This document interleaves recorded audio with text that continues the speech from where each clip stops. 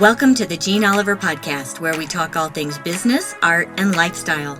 This is your podcast for building a more creative life. Creativity is calling. Become the artist you have dreamed to be. After the podcast, meet me over at JayneOliver.com, where you will find art, business, and lifestyle online courses. We have over 150 courses from teachers around the world.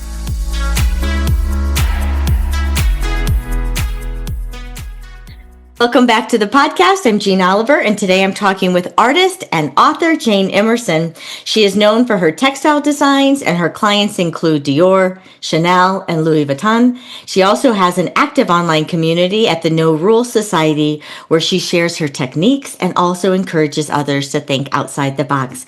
Jayne, I'm so glad you're here. Welcome to the podcast. Oh, thank you for inviting me, Jeanne. Really pleased to be here.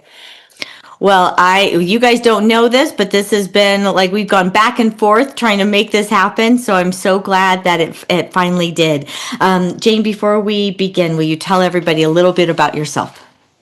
Oh, well, thank you for the introduction. It has been a kind of long and winding sort of textile path, I guess. And sort of over the last 30 years, I've written books and I've taught beginners workshops and I've got a degree in textiles, although failed my art GCSE and the first year of my degree. I guess I've kind of been trying to find my way because I'm a real sort of innovator, experimenter. Mm-hmm. I'm best placed in the sort of seeds of ideas, be it teaching or creating. Yeah. And yeah, it's kind of been sort of a long path. And so, yeah, I've worked with a lot of amazing fashion and interiors companies where I've provided the seeds of the ideas for them. Mm-hmm. But now I'm kind of sharing all of that, mm-hmm. I guess. Mm-hmm. And I'm sharing it in No Rules Textile Society in my online courses, and now kind of going into creating artworks from my textiles. So yeah, it's a really exciting journey, and I'm really looking forward to talking to you about it. Well, as I was getting ready for our discussion, it was hard to choose which rabbit trail, to go down, because there's just so many beautiful parts of your career and you specifically. So I'm going to start just a little bit. You live among the rolling hills of the Cotswolds, which is going to make everyone swoon. You know that. How long have you lived there, and how have your rural surroundings impacted your work and your day-to-day rhythm? Yeah, I love living here. So I grew up kind of about half an hour from here. Always, like as a teenager, loved cycling around the Cotswold villages. Then college took me to like the Midlands and then into London when I did my master's at Central St Martin's. And actually I was quite poorly, and it sort of brought me back here. And that kind of like life check, that kind of scary kind of, it was quite life-threatening what I had. And I was like, I want to live in the countryside, and I don't want to wait until I'm older to do that. So I moved back, and I've been where I am now in this kind of barn with my two children for 16 years I've been here. And it's wonderful because I've kind of got a studio here with really good light, and I love it. But I just love, it makes me happy. When I'm teaching, I'm always like, follow the fizz. And kind of when I see deer in the fields and I go walking and I'm in the forest, that's where I'm happy. Yeah. So that's where I live. Yeah. So good. You create these seeds of ideas, and you just even mentioned them just a moment ago. And I wanted to also say, I would encourage everybody during our discussion to listen to maybe what Jayne calls things, because even recently, I think it's really wonderful. Even recently, I was showing some things in my studio that I was working on and some piles, and you said you called them when you have piles like that, you call them your thought piles. And then now we're going to talk about these seeds of ideas. And so you create these seeds of ideas for both fashion and textile. Excuse me. So these are your words. And I think these words are such a clear visual for what you truly do. Would you explain how you take different materials and create small samples that are used previously in fashion, and now you use it in other textile work, and you also use it in your classrooms, and you also use it in your own art that you're creating. Yeah, it's kind of, yeah, I'm just going to sort of say about the thought piles, actually. It's really Yeah. funny. I made a film a little while, 2 weeks ago, and there's still exactly where I left it, that box. Like it's like my train of thought is like still and there, and I can't move it. So I'll go back to it and I'll almost, Hmm. I think that's what you were saying in your post. But yeah, so sorry. So the seeds of ideas, yeah. I, I'm going to go back to when I was doing my degree. I did a work placement at an agent, and I was like, oh my goodness, this is a job. Like, I don't have to think about producing it or how I'm going to produce it or any of the kind of production and over. I just can do the idea. That's amazing. And Yeah. so I worked in the studio, and it was actually a lot of painting, and I'm clearly not that good at painting, but it was just fun. I was just playing with techniques and bleach and all lots of Hmm. things. And I was selling them, and I was like, wow, this is a thing. And so when I got to St. Martin's, honestly, I never really did my research on what things were. So they were like, okay, what do you want to do, knit or print? And I was like, well, I don't do either of those. I mean, I play around on my sewing machine. And I continued to play around on my sewing machine and then made samples, just kept making samples. Hmm. And then at the end of my master's, agent came round, and they were a print agent, and they were like, no, we don't want to see you. We're only print, because print can be interpreted so easily, I guess. When you're making something from, I'm, I didn't realize how different I am until like my agent said to me, yeah, but you're different. You just find vintage textiles and reimagine them. You kind of make them modern, and it will depend on what you find, Hmm. how it's very material led and process led. So then I would just do these things. And this agent was like, okay, we'll look at your work. And they were like, this is great, actually. So I did sort of a first collection for them, small samples, and they were selling to Calvin Klein and everybody. And they were just interpreting them either as a texture or a color palette, or they were using them and interpreting them into print. So quite often I wouldn't really recognize what I'd made unless it sold to the ateliers in Paris. Hmm. And then I would be able to see it. And actually, at one point, I did work for an agent where we made dress fronts, and those dress fronts. So you'd actually put the placement on it. And then I went to Paris because after failing my first year of my degree, I actually won the British Fabric Award and the Royal Society of Art Medal for textile Wow. designer in the third year.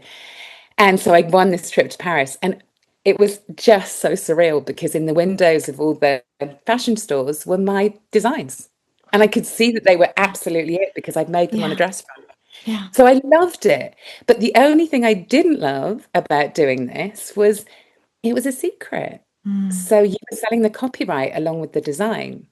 And that was really difficult. So as I kind of went through my career, I'd be like living this double life where I'd be selling these samples, which I loved doing. And it was kind of almost the magic work. Hmm. And alongside that, I'd be writing books for beginners and like doing, and as I'd sort of be investigating techniques. So I would like investigate needle felting, write a book about it. It was always like, how can I make money doing the things Yeah. that I do? So I'd write a book about needle felting to discover needle felting and share it with others and do workshops. But these two were kind of just two quite separate things. Hmm. So it was only when sort of lockdown happened that my agent couldn't go anywhere. I couldn't do any of my workshops, and I'd done an online course in creating an online course. I was like, now's the time to Yeah. just spill my head into my computer Mm. and share everything. And it also felt like, lockdown was a strange time, wasn't it? It was Yeah. like, if anything happened to me now, I'd sort of go and all this stuff would be inside me and I wouldn't have shared it with anybody. Yeah. And it just felt really good. Hmm. And also because I'd written lots of books, I felt like the online courses were like visual books. So it was just quite easy to sort of formulate them. Well, once you get your head around it, because Yeah. when you start writing an online course, I'm sure, or filming one, I'm sure you'll agree with me. You think you can like put everything in it, and then you're like, oh, hang on, there's got to be a tiny aspect and broken up, and to like, yeah. So that's what happened. So Sorry, that do was you, a lot. no, no, it's wonderful to hear everything. And do you ever miss the creating of the textiles that you will see out in the world in fashion, in textiles in any way?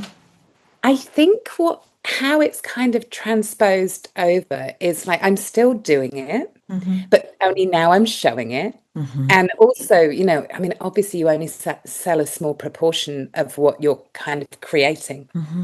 So I started sharing all the ones that hadn't sold.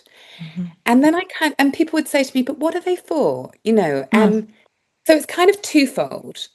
I think there's a beautiful sort of creative meditation that happens when you're just playing and being in flow and just like noticing what looks good in one sample and then going on to the next. Mm-hmm. But also, now that I'm out of the constraint of sample size, I'm Yeah. starting to like scale up my Mm-hmm. work. And Yeah.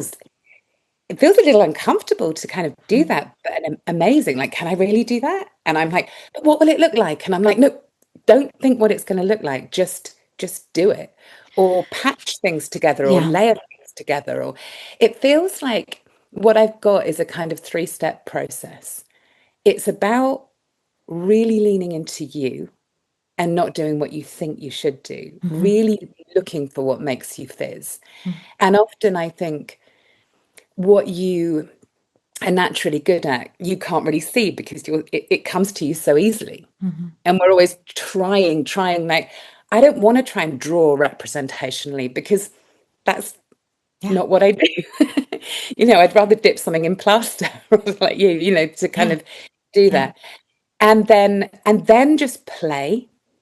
And that's where the kind of sampling is really good to do Mm-hmm. because it's just small and you can just do that. And even if you stick all your samples on a wall, you've got this beautiful kind of almost installation of ideas. Mm-hmm. But then once you've done that, and then you can kind of think about how you would display it or what it might be. And I think that sort of natural progression really ends up with something that's sort of authentically us. Yeah. And it's so good for us to do that because if we can Mm-hmm. do that in our textiles, we can start trying to do it in life and it makes us happy. Yeah. And it kind Well, of I think it's an is a dance. interesting thing that you said that someone said, well, what is it for? Yeah, And often say that. that's such an interesting thing that usually comes from somebody not living creatively. Like, I believe they have creativity in them, but maybe they're not plugged in and connected to their creativity. Because if another artist of any kind, it doesn't matter if it was a potter, or if it were like, I don't think across the board, if another person that was living creatively and connect to their creativity was in your studio, you were showing them these samples, it would not even come through their lips, what is this for? No, I Because think, sorry. yeah, because a creative would know it's practice or it's play or it's a study. Like, it doesn't have to have an end goal. It can just be, and it becomes either for yourself, like I said, play and just a natural release for you, to get ideas out. Or sometimes it becomes things. I think it's the forgotten aspect, and I've talked about this before in even classes of, I'm probably going to get the numbers wrong, but Matisse had over 3,000 works on paper and then 612 finished paintings. So to me, those little samples are your works on paper. And then what the bigger finished things that you do, they do come from the play, the exploring, the studies. And so I love that. I love so much your process, and I think it's so interesting how the pandemic actually changed your business in such an incredible way to go from secrecy to Mm, generosity and to just spilling it all out. And who knows? I believe that would have naturally come for you eventually, but it sped up this process and in the midst of everything. I want to take like a little side note because I think people would like to hear this. So when you saw my piles and you called them your, like you call those thought piles. So for me, I have things in, oh, these are faces or these are florals. Maybe these are abstract studies. Sometimes I even have larger things that I was working on and I didn't like anything but one section. So I take out one section. So I have maybe just things that I like that I could include in collage or whatever. And so, and then I have a really big bin of vintage papers and then I use them. I wouldn't have said thought piles, but that's exactly what they each one of them are. That when it comes to creating, I go to what I'm most drawn to, start going through them. I take out what I need or what I'm drawn to, and then I look again. So I'm editing out. I'm editing out a big pile of things. So for you, as you're gathering vintage things, as you're gathering fabrics, if you're as you're gathering everything, how do you like organize? Because one of the questions I get a lot from people is how do I store this? How do I organize? Because you can't keep everything. And that's why I think organization helps. When you do organize, at least for me, it helps me edit out the things that I'm going to probably never use, that I don't need. And then it helps me focus on the things that I could keep. What about you? How do you organize all Such a these good question, Jeanne. beautiful things that you pull from? So basically, when lockdown was happening, I started this whole thing. So I was doing the online courses. And when I was creating samples, you'd get a lot of trend catalogs and they would have word prompts like ombre or like, whatever.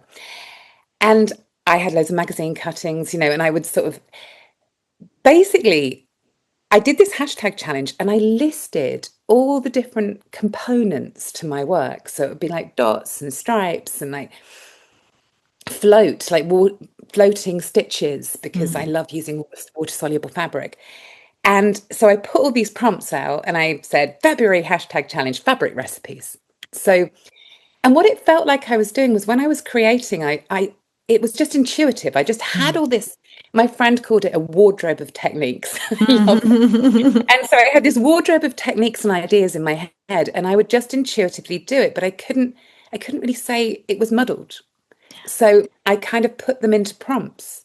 And then after I'd done that hashtag challenge, people were like, we don't want this to end. This is great. It's like just when you've got a million ideas in your head, to have a constraint. I love a mood board as well, but to have a constraint of just one prompt and roll that idea around in your head and work around that was such a brilliant thing to do.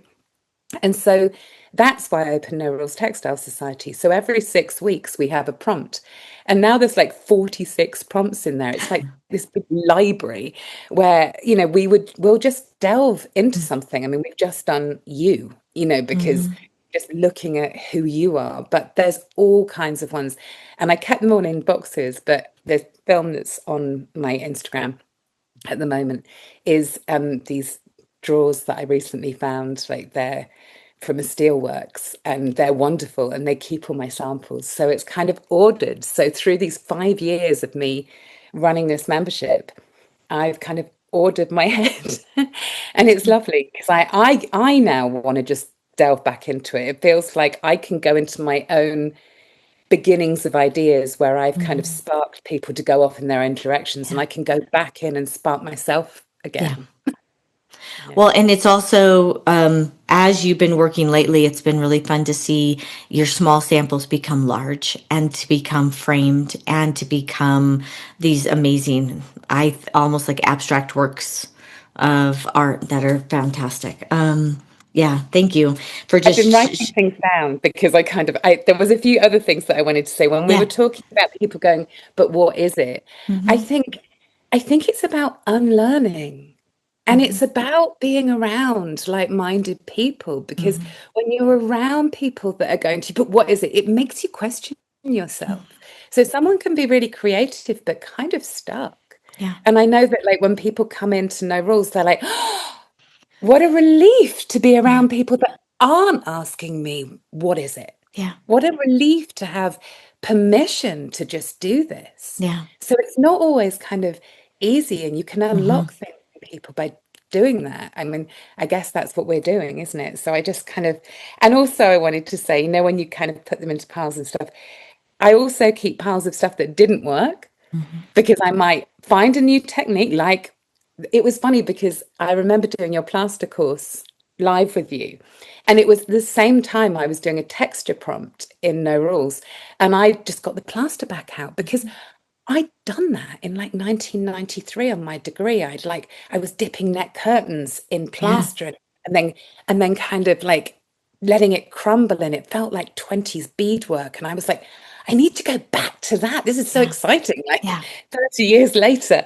And so, yeah, it's kind of sometimes I'll find things and go, well, I didn't like that at the time, but now I can see that like Hmm. that gel printed or dipped in plaster will work. So anyway, sorry, I No, get really so good. So good. excited. And even just to keep talking about, like with somebody saying, what is it for, when it comes to playing or exploring or experimenting. A few months ago, I was in the Noguchi Museum in Queens, and there was some samples of some of the things on the playground, maybe a merry-go-round, but there was a kind of a diorama of everything. And then there was also a video. And the video was of this playground that he had created and designed. So it had the merry-go-round, it had slides, it had things to climb on. And you see this child running from one thing to the next. And he's trying out each thing. He's going up the stairs and down the slide, and he's running to the merry-go-round, and he's going to this other thing. And instantly, it made me think of, as creatives, that a lot of times that we're just going from like, oh, I want to try this, and there was joy on this child's face the whole time. And at the end of him going on everybody, he didn't come to another person saying, so what was that for? Like, what is the reason that you got to do that? Like, how can you, like, what can we take away and learn from this? Or, I mean, he got to have joy. He just got to run around the playground and explore and play. And what does he want to do next? And I would say that to all people, not just creatives, but like have something in their lives that you Yeah. don't have to have a reason to love something. You don't have to have a reason to do it. You don't have to show a finished product. You don't have to make something that is only because it's for sale. And so maybe it'll help other people too. For Yeah. me to watch a child run and play, there was nobody at the end of that joy saying, now prove to me that you taking that time had value. Mm. And so don't be discouraged by maybe other people that don't get it. They just don't get it yet about themselves in their own life. But it doesn't mean it's too late for them. They can find that too. It's just they haven't been told you can actually do something just because it's fun, Mm. just because you're curious, just Yeah. because at the end it's lovely, and maybe you put it away and you move on to something else. But I think that's just one of the sweetest gifts that we But can. also, if you make something that you love and you put it on the wall, and every time you walk past it, you're going to get a little hit of joy Yeah. again, Yeah. which is great. And then Yeah. I guess, like you were saying, when you start framing it, and I've started buying some original artwork just to see what that felt like to Mm, own art in order to sell it. And it's a great joy to yeah. have like original artworks on your wall. Yes. It's just really wonderful. I So agree. glad I did that. One of my very favorite things about you is that you don't keep the processes that we've been talking about to yourself, but share it freely in your No Rules Society. In fact, anyone can go to your site right now and click on your fabric recipes. I love that part of your site to find out materials, processes, and techniques for different creations.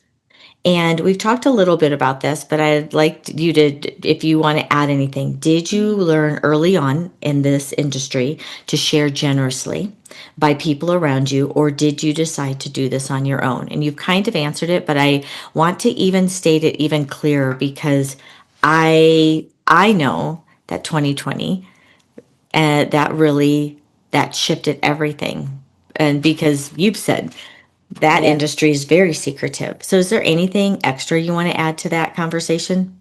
I think firstly, I want to say I'd completely forgotten that I'd listed the ingredients of techniques. That's on my Jane. So I've got two websites at the minute. They're kind of pretty similar. And I think Jayne Emerson needs to become more of my art website, but I've kind of left it there and gone on to No Rules.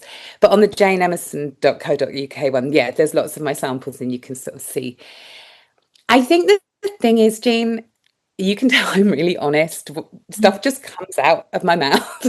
I can't, I'll just say everything. I can't keep stuff to myself. So I think it just feels much more like me Yeah. now to be sharing everything. Hmm. Like, you know, yes, it was wonderful. I mean, the job that I had doing that was wonderful, but it never quite felt like me Hmm. because I want to share stuff, you know.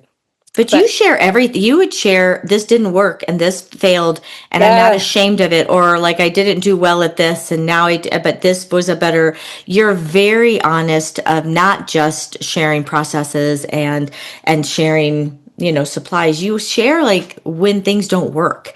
mhm. And I feel like all of those things combined are kind of like your superpower. Yeah, I love it actually because we have Zoom calls weekly and I just invite everyone to speak and say that and the people in No Rules are so like, they just say it how it is. But there was one week where just everybody seemed to just be sharing their process and they were like just telling a little story about how they got from this to this. And I just find that creative storytelling and process driven kind of exploration so interesting. And the more But you honest you're, told them it's okay. I think what the reason they're doing it, when I first started like our business, I had some very generous people in my life that really just reached out their hand and they brought me along and they shared their community and they shared their followers and so I learned very early generosity is a good thing. Sharing things is a very good thing. So the reason that the No Rules is so like you have these conversations and everyone's sharing their processes or their materials is because you showed them that can be done and that you can do it in a way that feels really good and that there's no need to like hide it and protect it and so look what you have created feel is a like the kind of I did kind of yeah, initiate that, and yeah, now they're all encouraging each other. It's yeah. like I'm facilitating this container of honesty and all of that, and It's it's also just letting them it's solve so problems. yeah, yeah. I think there's no agenda in there. It's Yeah, very much this kind of safe sharing space. And, yeah. and I just think that's wonderful to Hmm. like create more joy in the world is like Hmm. my purpose, Yeah, you know, at the minute. It yeah, just feels really good. yeah. Yeah. It feels that it has an impact. Mm. Yes, And definitely. and so how has this generosity impacted your mindset on other things even? Yeah. I think but I think being very happy in what you're doing Yeah. creatively, it's yeah, it really makes you think about who you are and encourage. I think my children sort of see me doing this as well, and they kind of that that's really nice that they see that you can, I don't know, create. My daughter actually, for my birthday, she wrote in the card, she said, "I've watched you create this from nothing, and I'm so very proud of you." And I think that's not really the answer to your question, but I It kind of well, it is. Generosity has impacted your mindset and how you take care of the people in your society, but and also probably how you're parenting, and then it's also your children are noticing, and they're watching you do something from nothing, and they are watching you do something that has never been in the box from when you were in school, and to say, I'm not made like other people. I don't want to go along with these rules. I want to do things differently. In fact, I don't know how to do it any other way but to do it differently. And yeah, that you had people that cheered that on, that said, okay, well, let's figure out how to go and follow this. And your kids are watching you, which the biggest lesson it's saying to them is, oh, if there's any part of you that doesn't fit into what everybody else is doing, it's the most beautiful parts of you. And that's okay. Like we can find like your path too. It doesn't have to look like anybody else's. And I hope like my path has shown you that, and I'll be your biggest cheerleader because and they know that. And that's what I think having a business does a lot too. So go ahead. And also, even I'll tell you what it's taught me actually. Even the bits of you that you think are maybe negative. Mm-hmm. So recently, my dad was watching the trailer for No Rules Patchwork, and I could just see him just smile. He was like kind of smiling inside and going, "Oh my goodness. Oh my goodness. She has made a business out of all the things that I said. Yes, yes. She's scattered. She's like, can you just finish something, Jayne? Are you going to start 10 million things at once? All of these things. You're a drama queen and you're always telling stories and blah. And all of this. Yeah. And I've taken all of that Yes. and gone, this is me.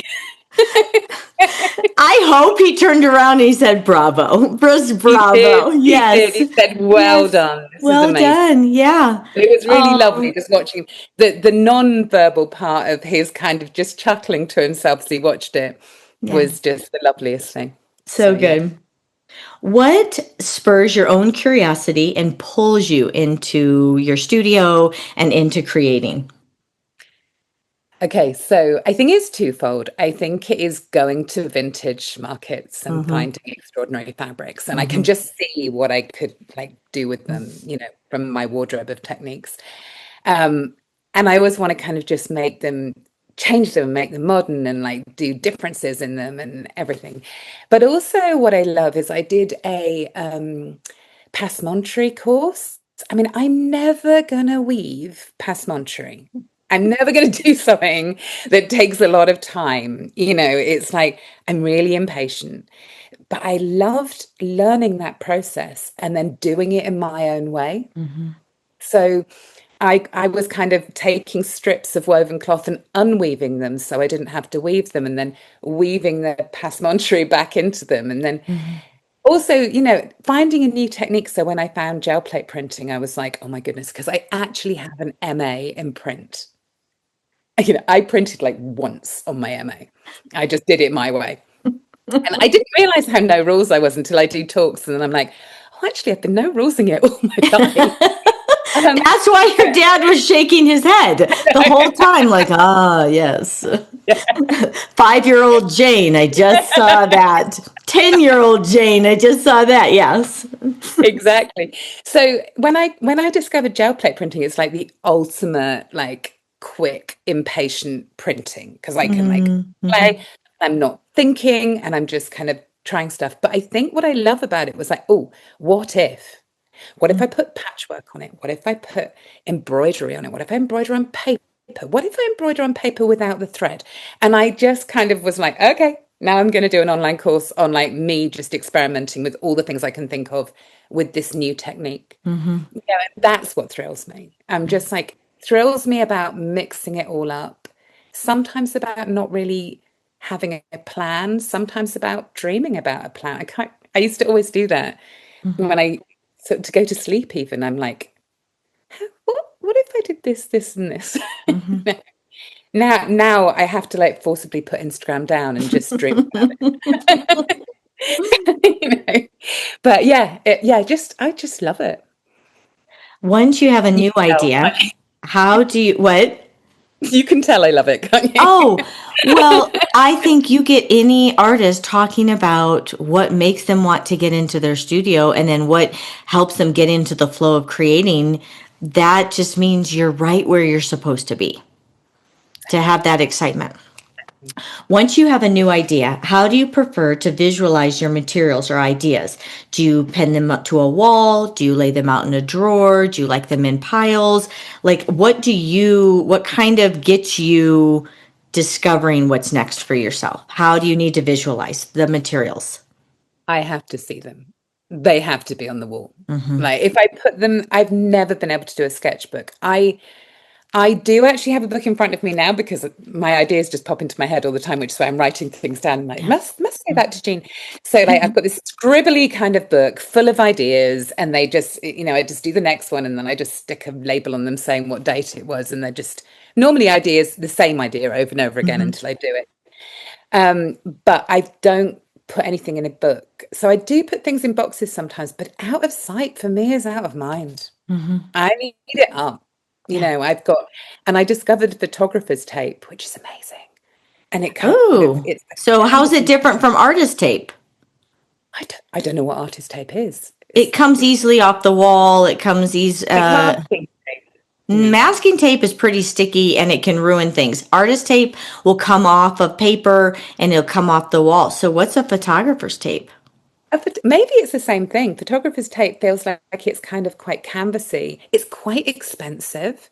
Like it's £13. Oh, I know what you're talking about. What photographers use to kind of hold Dude, stuff up. and they also, it's like grip tape. Is Yeah, it kind of? I don't All right, know. we're gonna like, I'm not going to find yeah, it because we're on a podcast. yeah, But we're yeah, on a podcast, but we're having our own discussion right now about. So let's go do a Google search right now. exactly. I'll Of have to. course, we were recording. Oh, use some kind of tape onto the wall. Yes. And I love that. So I use this tape and it doesn't take the paint off. It's really brilliant. And yeah, I just kind of stick loads of stuff up and I'm looking at the moment, there's like trims, vintage trims. I just put things, samples that I know that I want to take that further or make it bigger or and I cut things out of magazines still because I love that, Yeah, me too. magazines and I've got a joy box full of like old Italian Vogue tears and like, and it doesn't change that much. That's what I Yeah. find quite fascinating. Like the underlying things that we love. And Hmm. also in No Rules, they will take the mickey out of me. They're like, oh, you're gonna like stick some white paint on that now, Jane, or you're gonna cut it into strips and like move it around. I'm like, yeah. All those things, Yeah. that goes back to like if something goes wrong, there's things you can do with it. Right. You could chop it up and then Hmm. just use those as like a trim or whatever, Hmm. or put it back together. Yeah, I've gone off piste again. That mindset means nothing's wasted. Mm, And so if I'm going to just go into my studio and I want to create, yeah. and I'm not creating anything in particular, but I have my composition window that I can go back over it later and see, is there anything good here? Sometimes, yes. Sometimes it becomes an idea for a bigger piece. Sometimes it's not, but it was just paper. It was just paper, and it was the joy of listening to music or listening to something and being in that space. But I used to feel that this has to like lead to something else. And now I know after so many years of being an artist that everything leads to something else. Like it's all interconnected. It's all weaved together. And maybe you cut it up, maybe you crumple it up, maybe like you take one little part of something, but or maybe it gave your mind time to rest, and in resting a new idea came. It's so interesting, just following those trails, what they do for you. Nothing is wasted, is it? I mean, No, no. I'll go back to things sometimes and go, oh, I kind of love that now. I used to think it was a bit fickle when I was kind of working in Hmm. fashion. I'm like, why do I love this now? You've been to see an exhibition or something sparked in your head and you're just like, oh, I like this. Maybe You you know, like it now because you're free. maybe. And it's But not making something for thinking, well, this has to go to this person, or this has to be this. I feel like now you're making something and you're looking through it the lens of like, well, do I want to make something with this? Do I want it to become something else? Could this become a large installation? Could this become a wall piece? Could this be, I think it'd be very different working for designers and thinking you're making things for maybe their works to well, you it now does looking at with fresh eyes. now, it doesn't have to drape. I can put plaster on Oh, it. I yeah, can put a thicker layer, all of that. It doesn't have to be a certain size. So it's different. yeah. Yeah. So good. In your studio work, interior designing, and when I say that, I mean just how you put together your spaces and even your own personal fashion, which I love, by the way. It's one of my very favorite things about you. You reimagine furniture, materials, and clothing, and it seems that you've carried this out of the box thinking since art school and your master's. Did that hinder or help you in art school? And in a school setting. And I think maybe a better question might be whether you find yourself taking people into your ideas or have your ideas felt like fresh air to others. I think it's just about, I think the fresh air is just about really embracing you Mm-hmm. and what you like, Mm-hmm. and I used to get called Victorian Jane. Someone's always taking the mickey, because I would pretty much dress full on Victorian quite a lot of the time. I love it. I nearly went and studied history.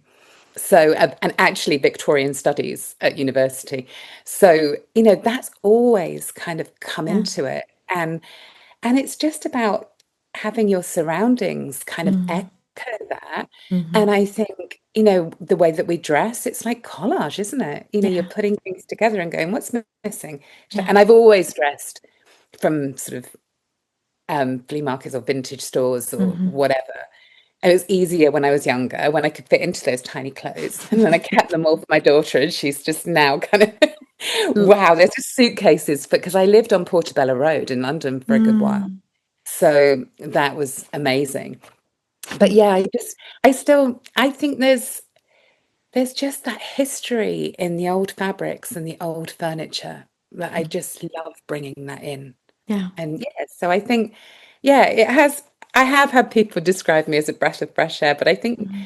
again, it's that thing, if you are just being completely yourself, Yeah. you give other people permission to do so too. Absolutely. And I had a conversation with one of my friends from St. Martin's recently, and she was like, I just think I'm kind of uncool. And I was like, that's what makes you so cool. And she was like, maybe. She's like, I'm not so sure.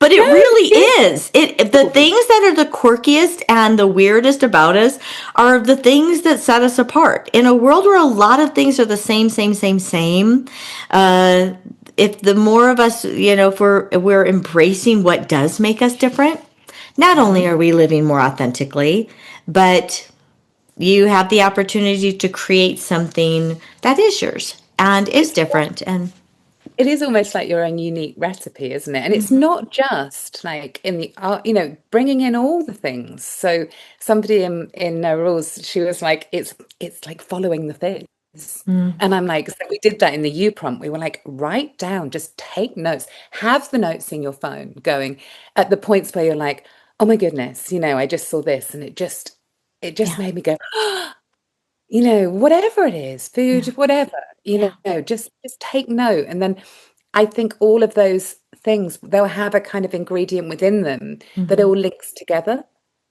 Like somebody also in No Rules was like, I just love composition. It's like the central part of everything that I do, whether I'm working with wood or Hmm. papers or whatever. And I just kind of trying to find that kind of central fizz. It's like, I think mine's kind of innovation, really clever techniques, Hmm. especially ones that I can do impatiently, Hmm. just thrill me. Well, I Mm. think what you're saying to the people around you is, are you self-aware? Do Mm. you know who you are? Do you know what you love?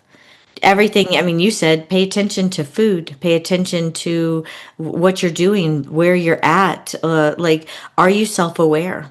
And do you know that it's a good thing to take the time to notice what you love and what makes you excited and what makes you smile and as human beings, how much of our life is not knowing those things and doing those things. And so for you to be saying to people, let's get as much as possible. Like let's do those things. Let's eat those things. Let's go those places. Let's be with those people, uh, Yeah. and to be surrounded. But that you're saying what you love is actually worthy of noticing And Mm. so for them to have that list in their phone, and we've said this before in this conversation, when another person does that and acknowledges it and they're aware, they, even if people around them don't know yet, they start speaking it into them. Mm. Oh, you love this. And you start saying to another person, those are really worthy, beautiful things about who you are too. And they wake up a little and Isn't like, it the oh, most beautiful thing when you it see is. someone light up, in a workshop when you're teaching and they're like, oh, I did this and I Yeah. love it. Yeah. And then you see them speaking life and encouragement over people around them. Absolutely. One person becoming more of who they're supposed to be always ripples out and Yeah. always has a ripple effect to other people around them. And I don't think we can underestimate that. It's No, wonderful. no, It really no. does. Yeah. Yeah. It is far reaching. So, shopping vintage and going to the flea markets, which I hope someday we go to the flea markets together.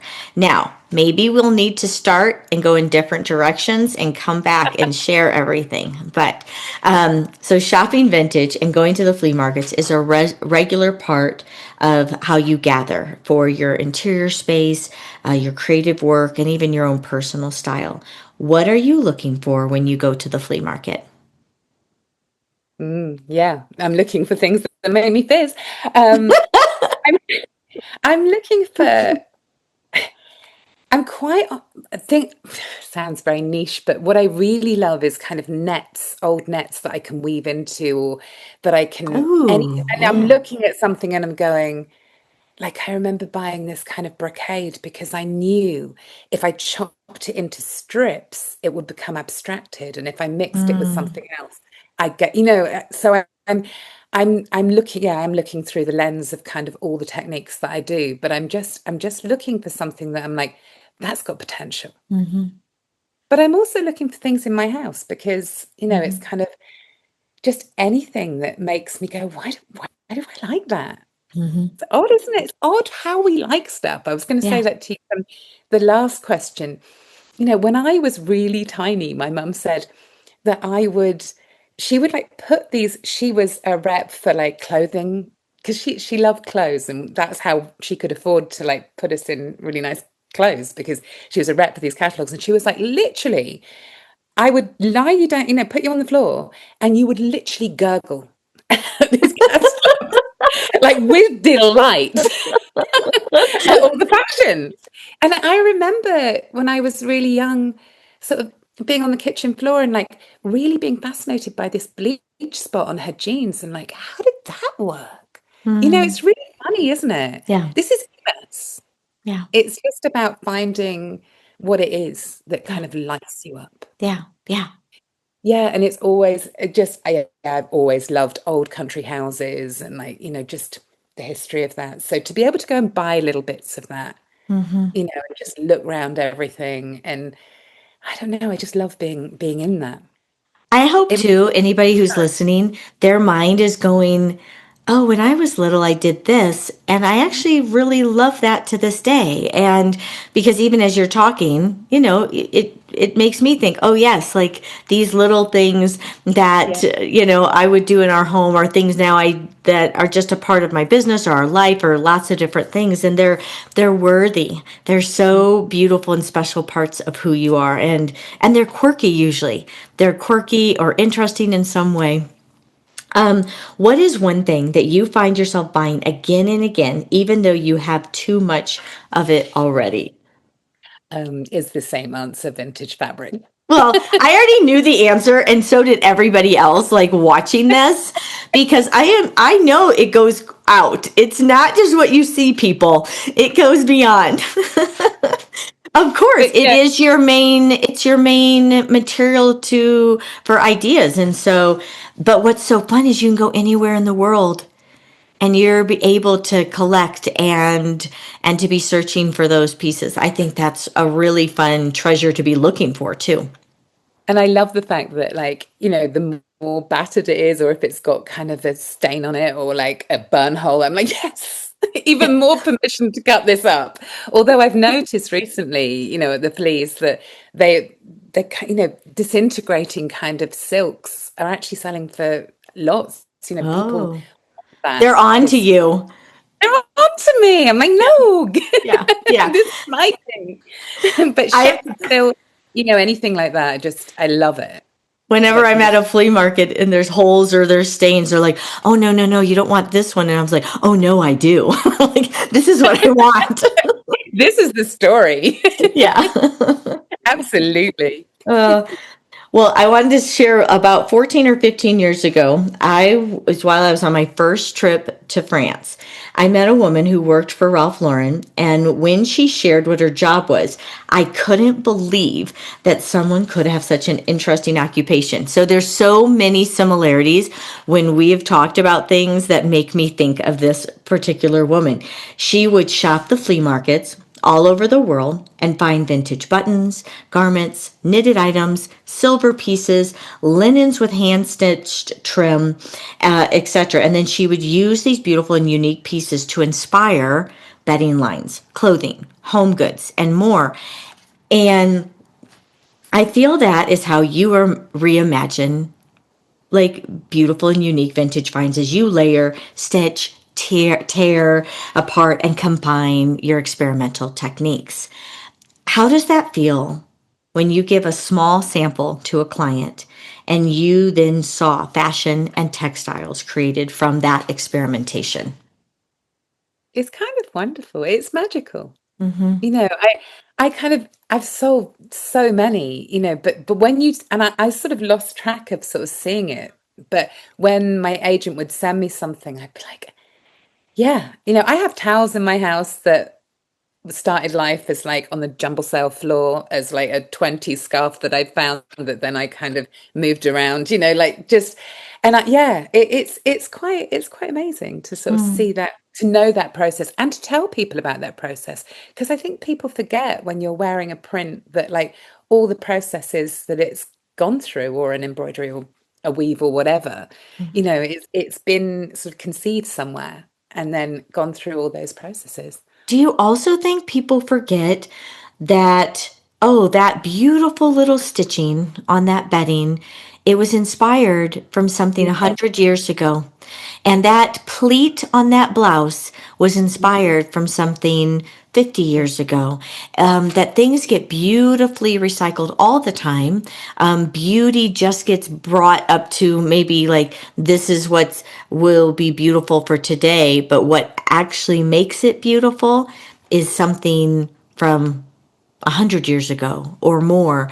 And I love that also, that those little pieces, like I'm sure, like you go to the tables that have beautiful woven work and linens, and you just think like, would anybody use this anymore? It's so beautiful. Like we have to use these beautiful things, and to know that people are taking one little bit of this hand stitched lace and that is inspiring like new things now. It's I love fabulous and also, exciting. do you know what I also love? I love the kind of letting go of things, so I have this idea, I think this will work.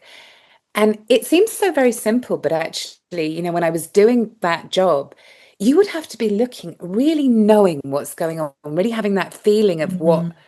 what feels right next. So it's Mm, quite unexplainable why I would like something, but it just felt right. And then mhm, you're looking like for 2 years' time, mhm, but then I would make something from that, either derived from that or with that or whatever. And then I just give it to somebody else for them to do their mhm. magic with. Yeah, I really like that. I loved that recently when I made a film. I was like, just giving up this thing and letting the mm, filmmaker that I was working with was so extraordinary, and letting her do her job while I did mine.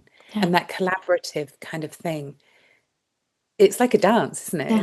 It's really, really lovely. Yeah, and I think too, like the beautiful things you have in your life, use them and use them up and let Yes. them be a part of your life. And there'll be more. There'll be more beautiful things made, but just not put things. Sometimes you'll just see the most perfect linens that are 100 years old or more, and it's because somebody was afraid to use them, and that's why. you know. And so I would like, I just, we use the beautiful napkins and we use the beautiful linens, and sometimes you have to not think about how special something is. I bought the most beautiful hand stitched like lace tablecloth in Lisbon, and you just have like to have to forget that, like, how special it is, because what it will be the most special is if I use it, and if I Yeah. gather people around that table, and if it gets stained, Yeah. and it becomes a part of, our meals. And so Sometimes I cannot get over, I'll buy something for like £4 or a couple of pounds, and the work that's gone into it, I'm like, I know. "Hey." There's some old lady rolling over in her grave like, 4 pounds. What? But at least it's come to me and I'm being spectrum with it. She's like, thank Bit on the goodness it shelf, went to like. Jayne Emerson. Thank goodness. Well, I would love to close with one last question. When was the last time you created something that got you really excited about a new direction you wanted to go with your art?